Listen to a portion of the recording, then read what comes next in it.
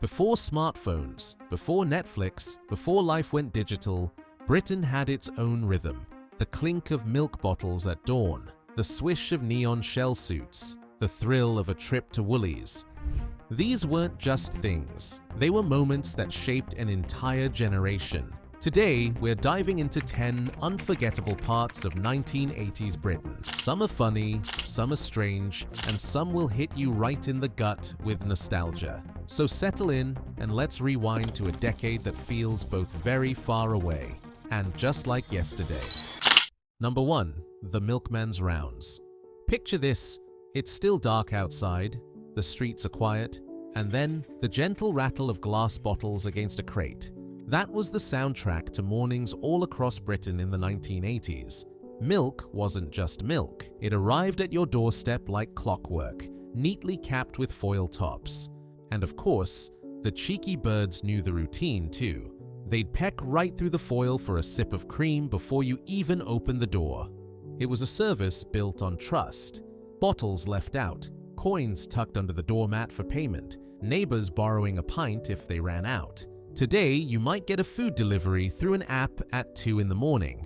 But somehow, that quiet magic of knowing the milkman would appear, rain or shine, felt different. It felt personal. And when the clink of bottles disappeared from British streets, so did a rhythm of life that's hard to explain to anyone who wasn't there. Number 2. The Sony Walkman. It was chunky, it was plastic. It ate through batteries like nobody's business. But when you snapped in a cassette tape, pressed play, and heard the music through those foamy orange headphones, the world changed. Before the Walkman, music was stuck in one place. A stereo in the living room, a record player in the corner. But with this gadget, music became yours. Everywhere you went, on the bus, on the high street, in the park. Sure, you had to flip the tape halfway through. Sure, if you left it in the sun too long, the cassette might melt. And yes, we all remember the heartbreak of a chewed tape. But nothing compared to that feeling of pressing rewind, waiting for the satisfying clunk, and playing your favorite song all over again.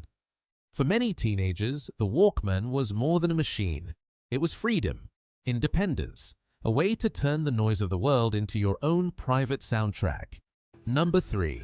Woolworths, or Woolies. Woolies wasn't just a shop, it was an institution. The kind of place where you could walk in with a couple of quid and walk out with a bag full of treasures. The pick and mix sweets alone are burned into the memory.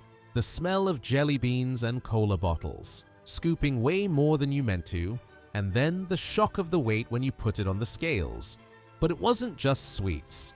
You could buy cassette singles, cheap toys, school supplies, socks, even furniture if you wandered far enough to the back. It was the one-stop shop before one-stop shops existed. And for kids, it was magical. The colors, the chaos, the feeling that you could buy a little slice of happiness with just a bit of pocket money.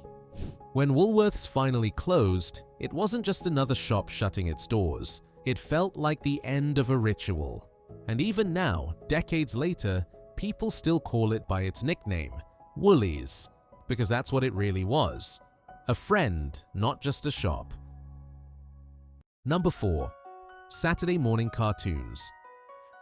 Before Netflix, before YouTube, before on-demand was even a phrase, cartoons were an event. Saturday mornings belonged to kids, no question about it. From the moment you poured cereal into a bowl the size of your head, the telly was yours. He-Man, the Raccoons, Dungeons and Dragons, sometimes Scooby-Doo reruns. They weren't just shows, they were appointments. Miss them, and that was it.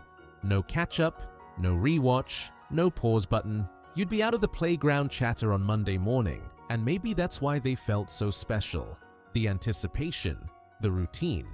The shared excitement of a million kids all watching the same thing at the same time. Saturday mornings weren't just entertainment, they were a weekly holiday, one bowl of cereal at a time. Number 5. School dinners and puddings. Now let's be honest, school dinners had a reputation. Not everything was delicious, but the puddings, they were legendary. Jam roly-poly with hot custard, cornflake tart, chocolate sponge with that mysterious bright pink sauce no one could ever identify. They weren't gourmet, but they didn't need to be. They were warm, they were sweet, and they broke up the monotony of maths and spelling tests like nothing else could.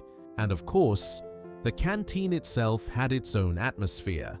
Plastic trays clattering, long wooden tables, the faint smell of overcooked cabbage lingering in the air. It wasn't glamorous, but for a whole generation, those puddings are burned into memory in a way that Michelin star meals never could be. Number 6. The SodaStream. It was science, it was magic, it was fizzy fun in your own kitchen. With one loud hiss, boring tap water became sparkling treasure. Cola, orange, lime, kids always overdid the syrup, turning drinks into radioactive sugar bombs. The machine itself looked futuristic, like something out of tomorrow's world. Get busy with the fizzy wasn't just a slogan, it was a way of life, and every kid who had one instantly became the most popular on the street. Yes, it made a mess. Yes, it occasionally exploded. And yes, shop-bought fizzy pop was probably better. The SodaStream wasn't just about taste, it was about magic, control, and the thrill of creating something yourself. Number 7. Teletext and Ceefax. Long before the internet, long before smartphones, this was Britain's version of instant information. Blocky neon text loading painfully slowly, page after page. Page 101 for headlines, page 302 for sport. Subtitles for the hard of hearing, hidden away on page 888. It was clunky, it was slow, and yet it felt miraculous. You pressed a button on your remote, and suddenly the television wasn't just a screen. It was a portal, a kind of proto-internet delivered in bright primary colors. Football scores, weather forecasts, quizzes, even the lottery results, all right there.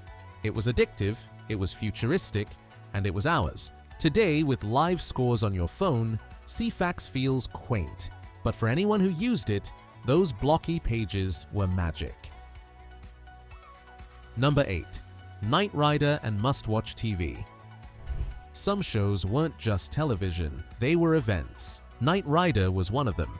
Kit, the talking car with that glowing red scanner light, felt like something from the future. Every kid in the playground wanted one. Every Friday night, living rooms across Britain lit up with excitement. But it wasn't just Knight Rider. Must-watch TV was a whole phenomenon.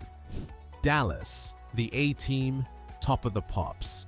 Shows that glued the nation together. If you missed them, you weren't just missing entertainment, you were missing culture. It's hard to explain to anyone growing up today, with infinite streaming at their fingertips, what it felt like to wait all week for one show. But the truth is that waiting made it special. The countdown, the anticipation, the joy of finally watching something together. Number 9. Shell suits. Oh yes, the fashion crime we all secretly loved. Shiny, swishy, neon, part tracksuit, part spacesuit, part accident waiting to happen near an open flame. In the 1980s, shell suits were the height of cool. The louder the colors, the better. Pink, green, electric blue.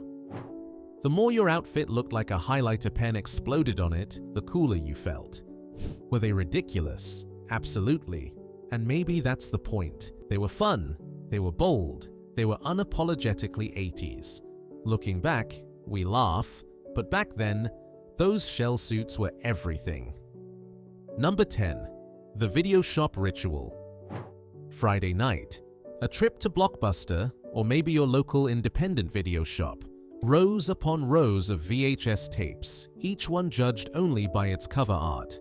No trailers, no online reviews, just the mysterious promise of a film frozen on a cardboard sleeve. Arguments with your siblings over what to rent. Begging your parents for just one more tape, and then the ritual of watching it. Adjusting the tracking to fix the fuzzy picture.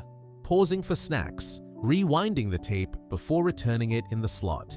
It wasn't just about the film, it was the whole experience. Something no algorithm will ever replace. The 1980s weren't just about gadgets, TV shows, or sweets. They were about the feeling, of growing up in a world that felt slower, louder, and somehow more connected. Which of these hit you the hardest? Or did we miss something that still lives rent-free in your memory? Tell us in the comments. We'd love to hear your stories. And if this trip back in time made you smile, leave a like and help more people rediscover the magic of the 80s. Because sometimes the past isn't gone. It's just waiting to be remembered.